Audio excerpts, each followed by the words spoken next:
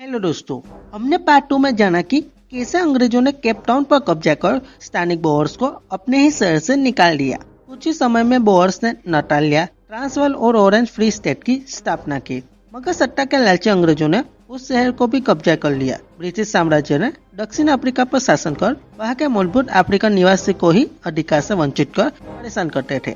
मगर कहते हैं ना कि समय बहुत बलवान होता है। इसी समय में एक ऐसे व्यक्ति का जन्म हुआ जिसने साउथ अफ्रीका की आजादी के लिए अपना पूरा जीवन लगा दिया।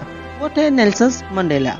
इस वीडियो में हम नेल्सन मंडेला के जीवन के बारे में जानेंगे। तो चलिए शुरू करते हैं। 18 जुलाई 1918 को दक्षिण अफ्रीका के मोवेजो में अभूतपूर्व घटना होती है और यह दक्षिण अफ्रीका को स्वतंत्र करने के साथ दुनिया से रंग भेद को हटाने के लिए महत्वपूर्ण रोल निभाती है। जी हाँ, मोवेजो के एक छोटे से कस्बे में नेल्सन मंडेला का जन्म होता है। उनके पिता हेनरी मोवेजो और माता नॉन कापी नोसेडेमी ने उनका नाम रोहिलाला रखा, जिसका अर्थ शरारती बच्चा होता है। हेनरी मोवेजो छोटे से कस्बे के प्रमुख थे, जिस कारण स्थानीय भाषा में प्रमुख के बच्चे को मंडेला कहा जाता है। रोहिलाला मंडेला अपने प्राथमिक शिक्षा के लिए क्लार्कबेरी मिशनरी स्कूल में एडमिशन लेते हैं। वहाँ के अनुसार वहाँ के शिक्षक उसको क्रिश्चियन नाम देते हैं, जिसके बाद उनको नेल्सन मंडेला के नए नाम से पहचान मिली। प्राथमिक शिक्षा के बाद उन्हें उच्च स्कूली शिक्षा मेथोडिस्ट मिशनरी स्कूल में ली। स्कूली शिक्षा खत्म कर उन्होंने यूनिवर्सिटी ऑफ साउथ अफ्रीका में कानून की पढ़ाई कर वकील की डिग्री प्राप्त की, जिसके बाद काफी सालों तक उन्होंने क्लर्क की जॉब की। अब उनके जीवन में एक नया मोड़ आया। ये वही मोड़ था जिसने देश को आजाद करने की और रंग भेद को दूर करने की प्रेरणा दी। 1941 में वह जोहान्सबर्ग गए। वहाँ उनकी मुलाकात वॉल्टर सिसुलू और वॉल्टर एल्बर्टाइन से हुई, जिसके साथ उन्होंने राजनीतिक करियर पर अपना पहला कदम रखा। राजनीतिक करियर में जुड़ के उन्होंने कई आंदोलन किए। उनके आंदोलन कार्य से उनको काले लोगों के बीच एक नई पहचान मिलनी शुरू हो गई। 1944 में उनको अफ्रीकन नेशनल कांग्रेस में प्रमुख पद पर नियुक्त कर दिया।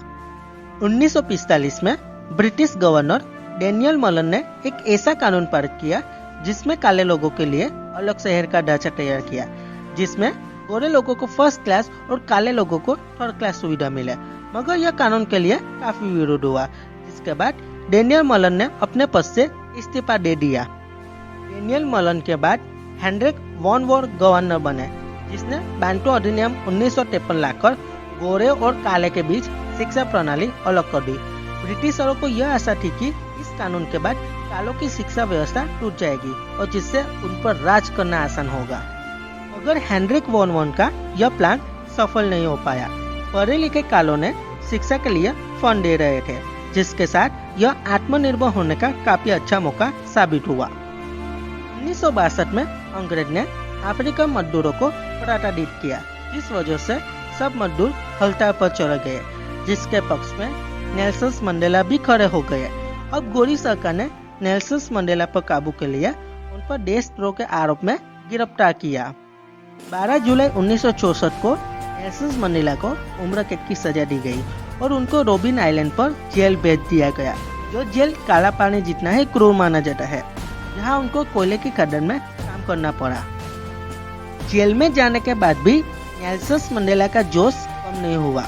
अब नेल्सन मंडेला जेल में मौजूद अफ्रीकन कैदी को रंग भेद और स्वतंत्रता के लिए तैयार करने लगे।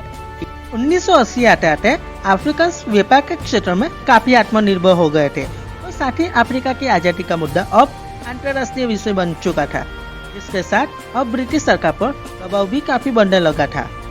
1990 के वर्ष में बढ़ रहे अंतर्राष्ट्रीय दबाव और अफ्रीकन के विरोध के चलते British governor Frederick William Clarke ने 11 फरवरी 1990 में नेल्सन मंडेला को रिहा करने का आदेश दिया। इस तरह पूरे 27 वर्ष के बाद नेल्सन मंडेला आजाद हो गए। रिहा होते ही नेल्सन मंडेला ने एक लोकतांत्रिक सरकार और नए दक्षिण अफ्रीका की नींव रखी, जिसके साथ 1994 में पहला ऐसा इलेक्शन हुआ जिसमें काले लोगों ने भी वोट दिया था। 10 मई 1994 में दक्षिण अफ्रीका में एक सुनहरा दिन आया। इसी दिन नेल्सन मंडेला दक्षिण अफ्रीका के पहले अश्वेत राष्ट्रपति बने।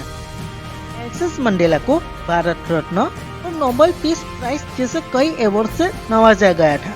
8 दिसंबर 2013 में उनके फेफड़ों में संक्रमण के चलते जोहान्सबर्ग के अपने घर में ही दुनिया को छोड़कर चले जाते हैं।